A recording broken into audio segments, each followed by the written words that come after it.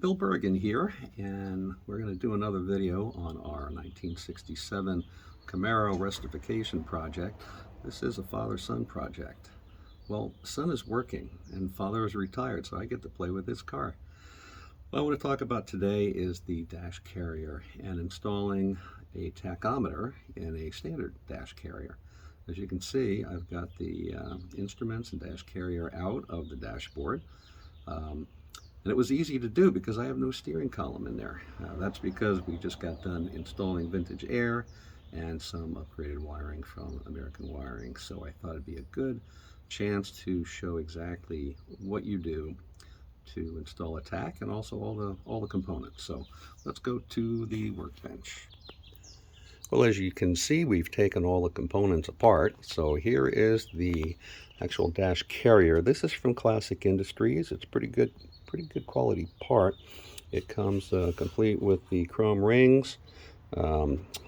Mitch Lanzini of Overhaul and Fame painted our car beautifully, and he was nice enough to go ahead and paint the dash carrier and maintain those nice chrome rings. A few things on the dash carrier since we are replacing it. There are some clips that go here and here. You can take them off the old dash carrier, but if you do, it's going to be a bear. So I just would recommend when you're buying your components to put new ones on. They cost about $7. Also, I've already installed the piece here. That's for your high beam indicator. It's got a little red lens under there. You put that little socket on, and pay attention to these little wire clips. These are to ground the assembly, and this is put on after everything is put together. We have over here the lens assembly. Now the lens assembly here, this is an original part, so we're going to put an original part on a replacement part. That can be fun. In this case it works out pretty well. And this, I'm going to call it the lens carrier, and there's the instrument cluster itself. So this is all original equipment speedometer. This is our replacement tachometer. So let's take a little closer look. If you're going to put the tachometer on, well, the action is in the back.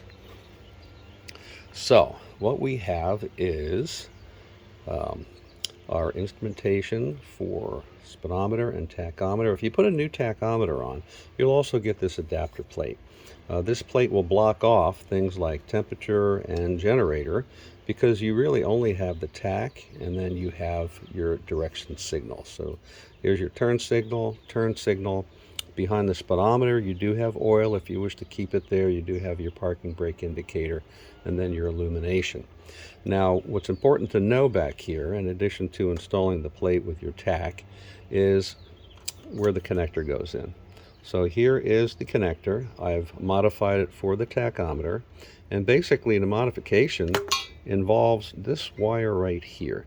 This white wire in this particular case goes to the coil. This is your RPM signal. So when this goes together, it's this circuit right over here that comes right over to your tachometer. And that's the main modification. Now you'll notice I have a lot more connectors here than I have pins in my male connector. And that's because I've taken oil pressure and water temperature, alternator, and fuel level, and I'm bringing that to the center console for my gauge package. So let's see how it all goes together. Well, this is kind of the easy part. Well, first of all, our lens assembly will fit over this alignment dowel. Now, being as it's a replacement part, you know, things aren't always perfect, and this dowel is a little bit too big for the original equipment lens assembly. So I did have to take a drill, and I did drill this out just a little bit. Very easy modification, and after you do that, everything fits beautifully. Okay, so next we've got our lens carrier. So this just fits right on like so, very simply. Okay, and you can see this lines right up with these little tabs. And then the last part is the instrument carrier itself, and you've got an assembly. It actually goes together very easily. It looks good, and we are anticipating it's going to run good.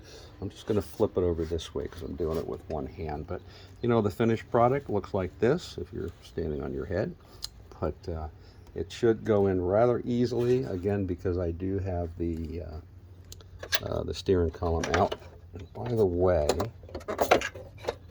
this over here, I'm fumbling a little bit because I only got my left hand, but this over here is the grounding piece for your high beam. So make sure that you put this on like so before you bolt it all together. Anyway, that's how we did it, and we hope that helps. Thank you.